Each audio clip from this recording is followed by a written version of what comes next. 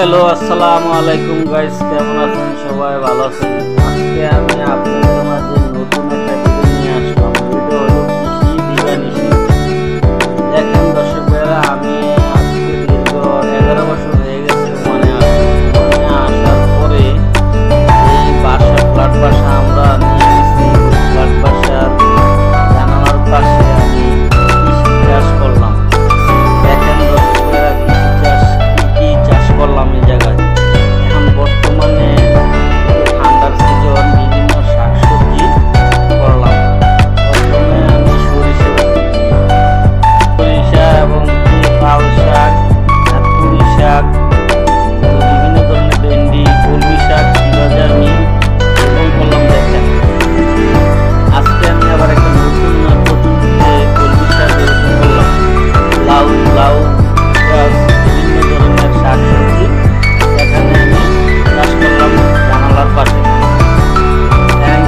জানালার পাশে দিয়ে বাইরে ছেড়ে দেওয়া, বাইরে চালের উপরে আমি নিচে গ্যারেজের নিচে উপরে যে চালের ভিতরে আমি চালের উপরে এই জায়গায় মূলা শাক, পুঁই শাক, মরিচ, বিভিন্ন ধরনের ফসল উৎপাদন করলাম এই জায়গায়। দেখেন দর্শক ভাইয়েরা, এই হচ্ছে আমার রুম। প্রথমে আমি রুমটা দেখানো ছিল কিন্তু দেখাতে পারিনি।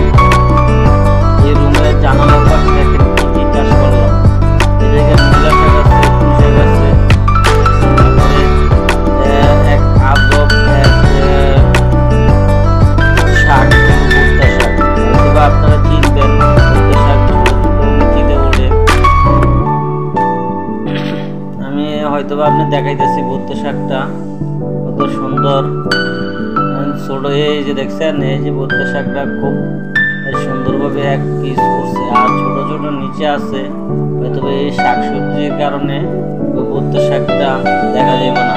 ওকে দর্শক ভাইরা, যদি ভালো লাগে লাইক, কমেন্ট, শেয়ার করে দিবেন। আমার চ্যানেলটা সাবস্ক্রাইব করে দিবেন। সাবস্ক্রাইব করে